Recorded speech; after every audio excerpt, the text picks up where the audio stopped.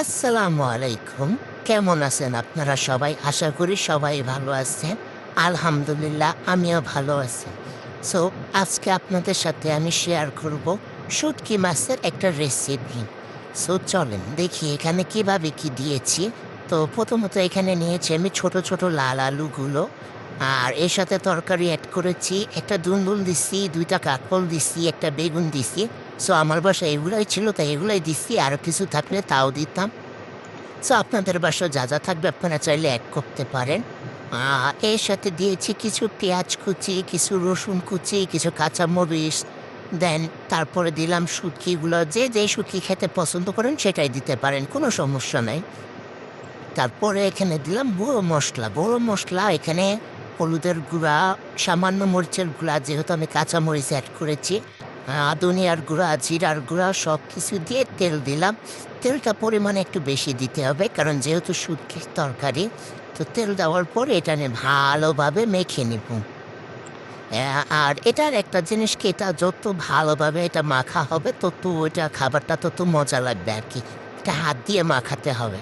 So হাত দিয়ে খুব ভালোভাবে আমি এটাকে মেখে টেখে তারপরে এটাকে কিছু পানি দিয়ে দিলাম।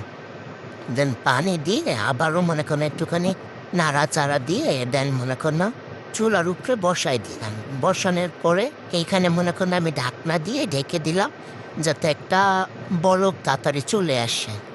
সো ঢাকনা দিয়ে বসায় দেওয়ার পরে আমি কিছুক্ষণ অপেক্ষা করলাম। যখন দেখলাম তরকারিটা পুরোপুরিভাবে বলক পাড়তেছে, তারপরে ঢাকনাটা খুলে আমি একটু নেড়ে চেড়ে দিলাম যাতে মনে করেন পুরোপুরি সিদ্ধ হয়ে যায়, সব জায়গায় তাপটা লাগে। ওই ক্ষেত্রে আবারও মনে করেন নাড়াচাড়া দিয়ে সুন্দরভাবে আমি ঢেকে রেখে দিলাম আরও কিছুক্ষণের জন্য। কারণ এখানে অনেক পানি, যেহেতু আমি দুন্দুল এড করছি, সো এখান থেকে আমার অনেক পানি উঠছে। আমি পানি অল্পই দিচ্ছিলাম। আর আমার পানি আরও কম দেওয়া উচিত ছিল। তো আমার খেয়াল ছিল না যে দুন্দুল থেকে পানি উঠবে। তো আপনারা যদি দুন্দুল এড করেন সেক্ষেত্রে পানিটা একটু কম দিবেন। সো আমি আবারও কিছুক্ষণ পর এটাকে মনে করেন ঢাকনাটা খুলে তরকারিটা নেড়ে চেড়ে দিলাম যেহেতু ঝোলটা শুকায় গেছে। কিন্তু আমি আরও একটু শুকাবো যাতে একেবারে ভাজা ভাজা হয় কারণ আমি ডাল রান্না করছি। আপনারা চাইলে আপনারা একটু ঝোল ঝোলও রান্না করতে পারেন, সমস্যা নাই। এটা যেভাবেই রান্না করেন ওইভাবেই খুব মজা লাগে। তা আমি আবার একটু ঢাকনা দিয়ে একটু তেল ভাসা ভাসা করবো। দেন এই যে এখন এক পর্যায়ে তরকারিটা আমার হয়ে গেছে, তেল ভাসতেছে। তা আমি ভালোভাবে নেড়ে চেড়ে চুলাটা আমি অফ করে দিব। চুলাটা অফ করার পরে আমি ধনিয়া পাতা ছিটাইয়ে আবার একটু নেড়ে চেড়ে ঢাকনা দিয়ে দিব। একটা জিনিস সবসময় খেয়াল রাখবেন, ধনিয়া পাতা সবসময় চুলাটা অফ করে দিবেন।